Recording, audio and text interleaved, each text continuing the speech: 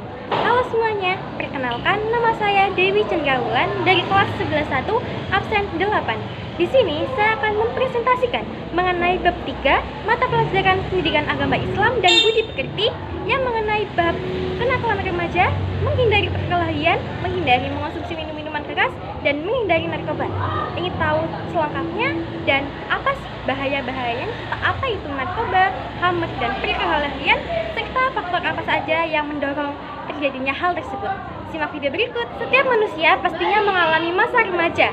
Masa remaja adalah masa di mana seseorang berada dalam pencarian jati dirinya dan ingin mengenal siapa dirinya sebenarnya.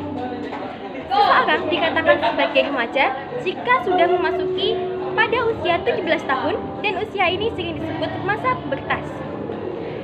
Saat pubertas, para remaja ingin mengetahui akan segala sesuatu yang baru di dalam hidupnya. Contohnya perkelahian.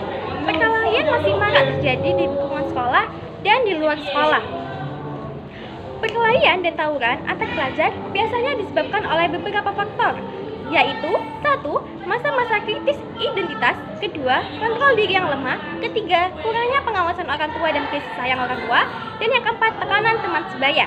Kenakalan remaja dibagi menjadi 2 jenis. Yang pertama, delinkuensi situasional, yakni perkelahian yang terjadi karena adanya situasi yang mengharuskan untuk berkelahi.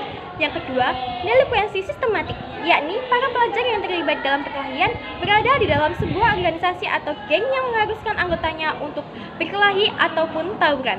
Allah memandang pertengkaran sebagai keburukan atau aib yang dijelaskan dalam firman Allah, yaitu dalam surat Al-Hujurat ayat 13. Cara untuk mencegah perkelahian dan tawuran, yang pertama adalah kemurnian hati untuk berubah. Yang kedua, mendekatkan diri kepada Allah. Yang ketiga, mewujudkan kehidupan yang harmonis. Yang keempat, membentuk organisasi atau lembaga yang mewadahi aktivitas pelajar untuk melaksanakan hal-hal positif. Nah, materi yang kedua adalah mengenai mengonsumsi minuman-minuman keras. Islam telah memerintahkan kepada umatnya untuk mengonsumsi makan dan minum yang halal dan bergizi, karena apapun yang kita konsumsi akan mempengaruhi tubuh dan akhlak kita. Allah tidak akan menerima amal ibadah kita kecuali itu baik dan halal.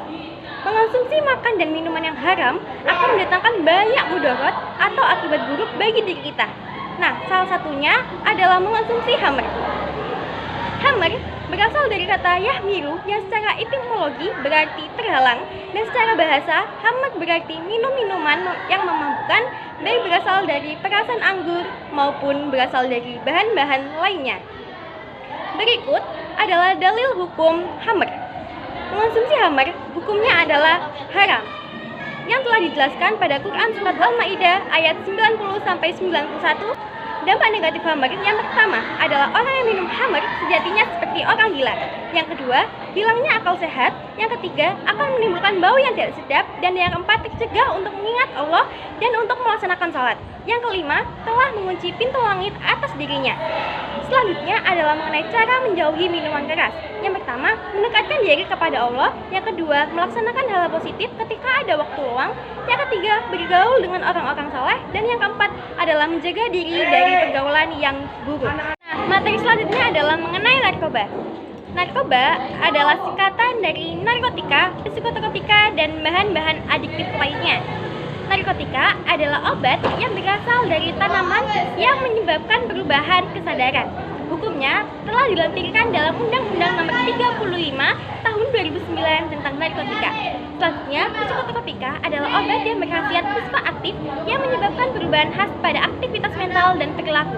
Terdapat pada Undang-Undang Nomor 5 Tahun 1997. Selanjutnya adalah zat aktif adalah bahan-bahan aktif yang apabila dikonsumsi akan menyebabkan ketergantungan.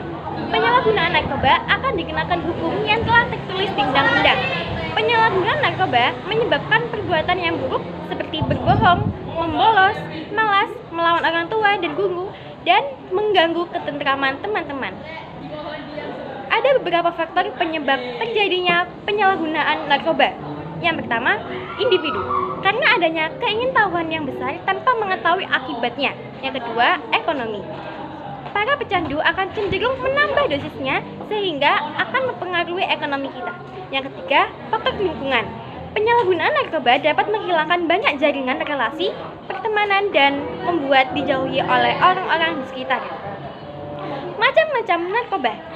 Narkotika contohnya adalah ganja, morfin, kokain, dan petidin. Untuk psikotropika adalah contohnya metamain, dan zat aditif adalah alkohol dan nikotin. Bahaya narkoba adalah mengalami dehidrasi, halusinasi, hilangnya akal, gangguan ekonomi, dan kematian. Pencegahannya dapat melalui 1. Mencintai dan mensyukuri nikmat Allah. Yang kedua, mengenali minat dan bakat masing-masing. Yang ketiga, jangan merokok dan mengonsumsi minuman keras. Sekian video presentasi dari saya. Kesimpulannya adalah kita harus bijak pada masa remaja. Contohnya, menghindari minum minuman keras, menghindari penggunaan narkoba, menghindari perkelahian atau tawuran, dan berani menolak ajakan teman untuk berbuat hal yang salah atau negatif. Mohon maaf apabila ada kesalahan maupun keliruan kata. Terima kasih telah menonton video kali ini. Wassalamualaikum warahmatullahi wabarakatuh. Sampai jumpa di video lain.